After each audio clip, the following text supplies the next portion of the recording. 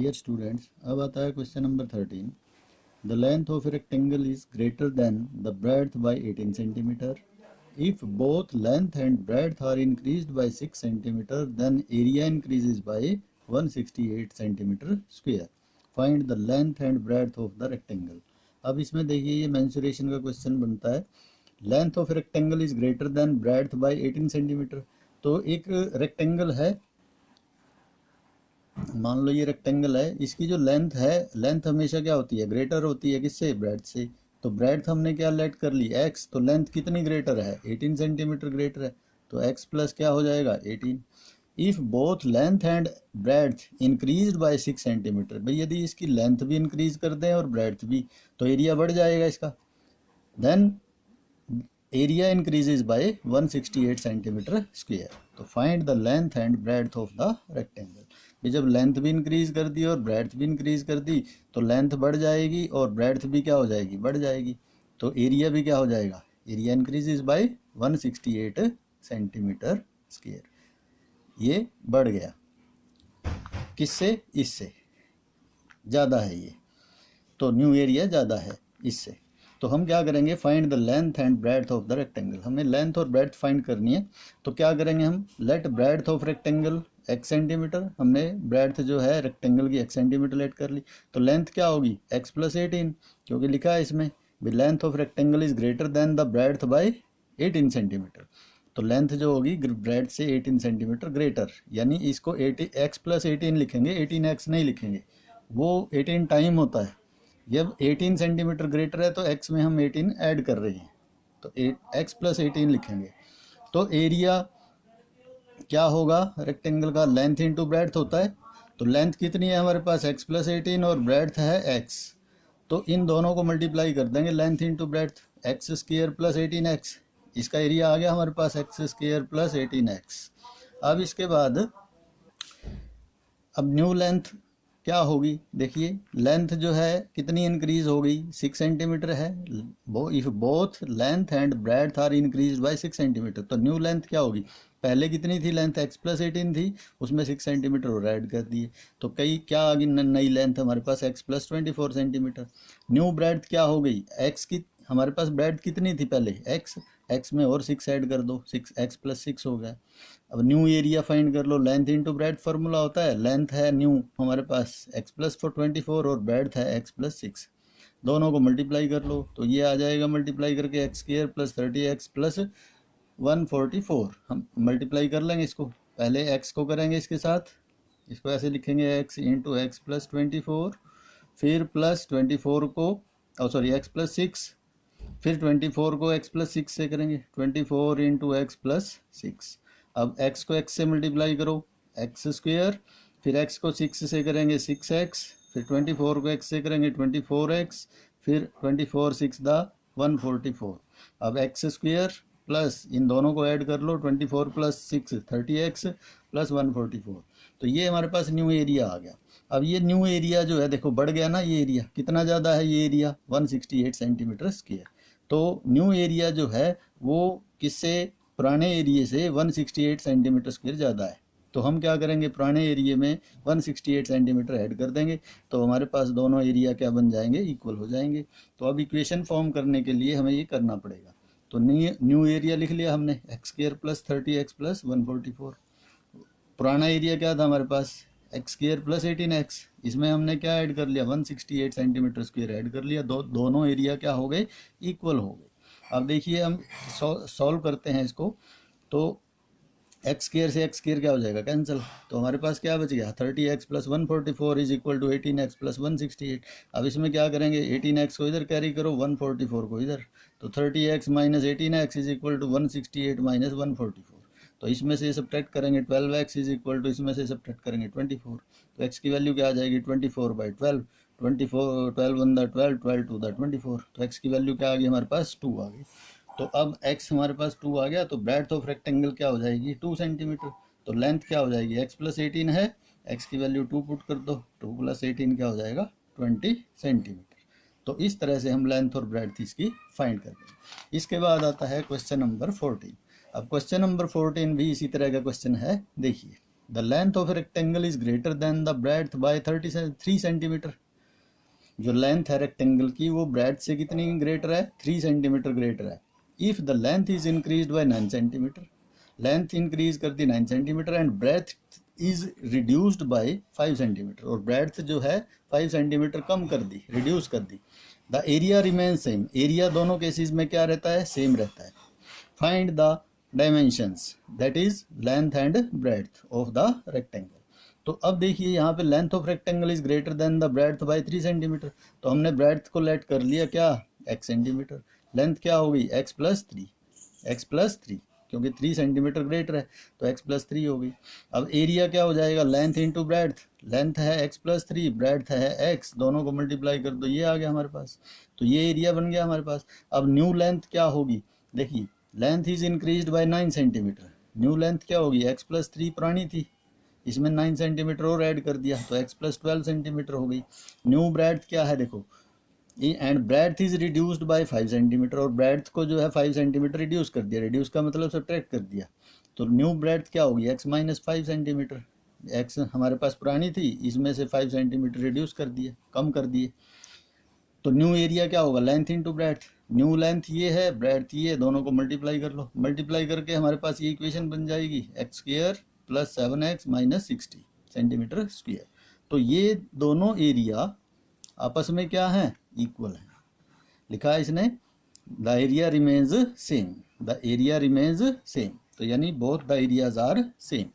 तो पुराना एरिया क्या था, x square plus 3x is equal to नया एरिया क्या है, x square plus 7x minus 60, तो दोनों इक्वल हैं तो इक्वल रख दिया हमने।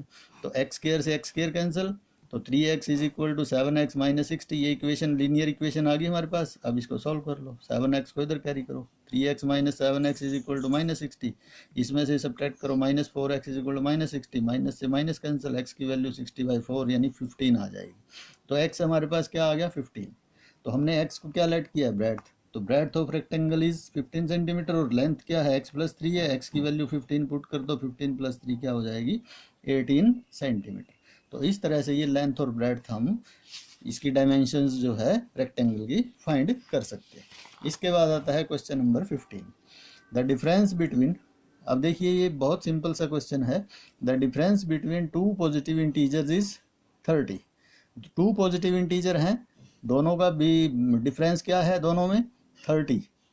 The ratio of these integers is 2:5, find the integers. अब देखिए ये रेशो दे रखी है दोनों इंटीजर्स की, हम क्या करेंगे, लेट फर्स्ट पॉजिटिव इंटीजर क्या लेट कर लिया, 2 को हम x एक इक्वल क्वांटिटी से दोनों को मल्टीप्लाई कर देंगे, तो 2 इंटू एक्स 2x हो गया, और second positive integer 5 into x 5x हो गया।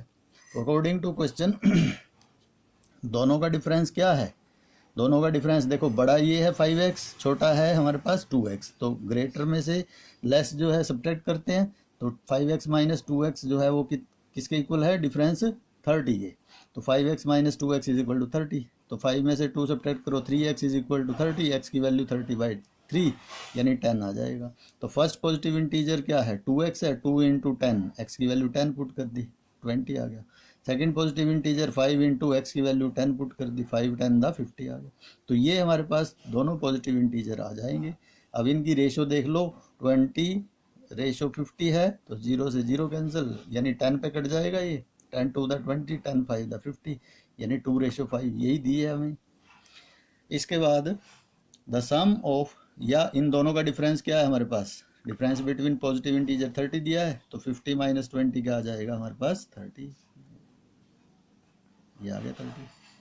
इसके बाद है 16 question, the sum of two positive integers is 105, the integers are in the ratio 2:3, find the integers. ये उसी तरह से है, फर्स्ट इंटीजर लेट कर लिया 2x, सेकंड इंटीजर 3x, इसको भी इक्वल, दोनों को इक्वल क्वांटिटी से मल्टीप्लाई कर दिया।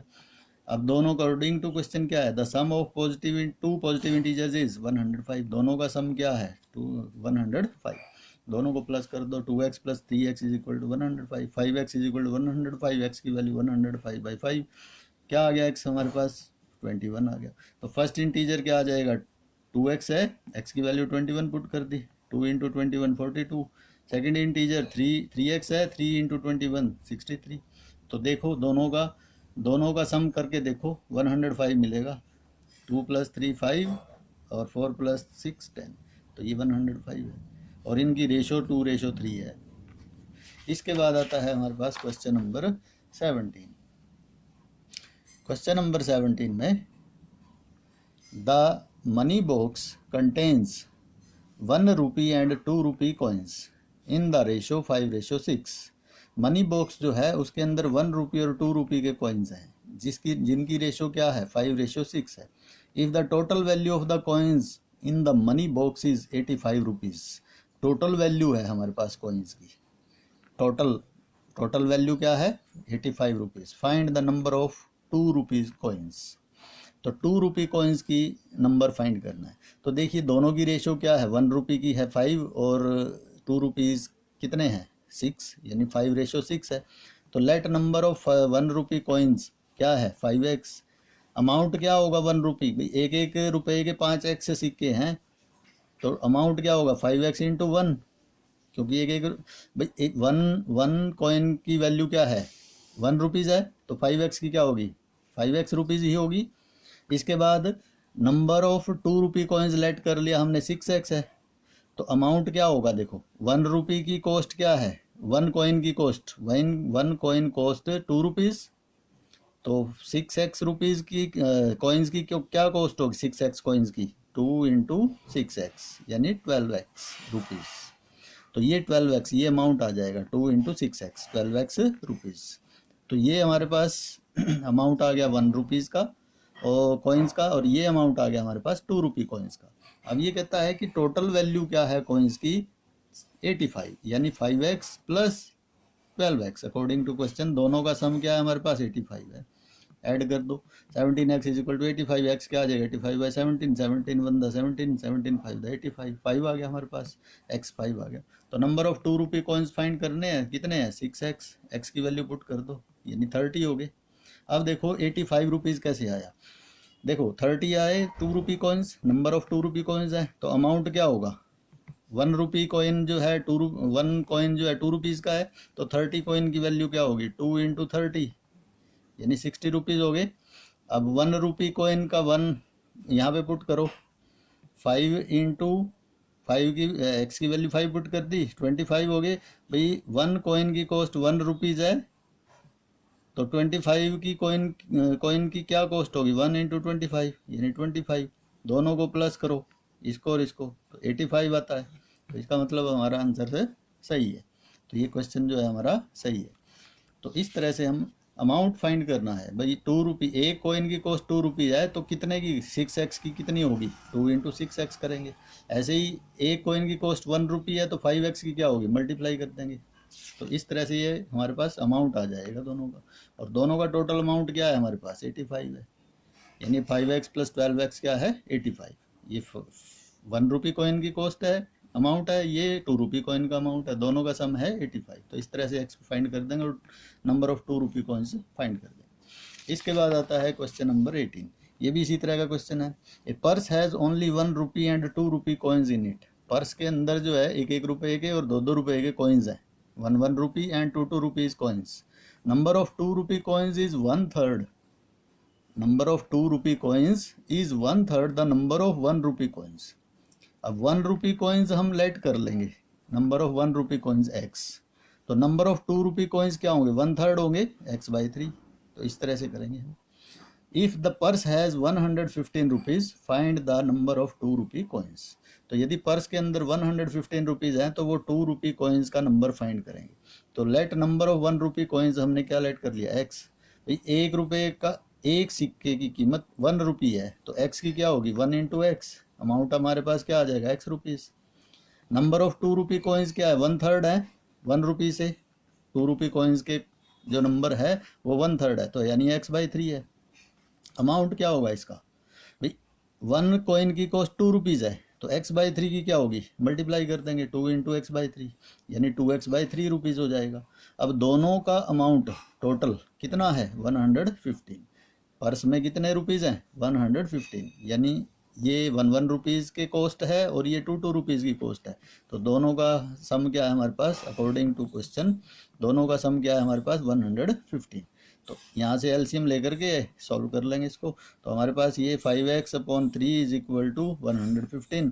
तो क्रॉस मल्टीप्लाई कर दो इसको, 3 ऊपर चला जाएगा, 115 इंटू 3, 5x के इक्वल x की वैल्यू क्या आ जाएगी, 5 को इधर कैरी करो, ये इधर आके क्या हो जाएगा, डिवाइड में आ जाएगा, इधर मल्टीप्लाई में।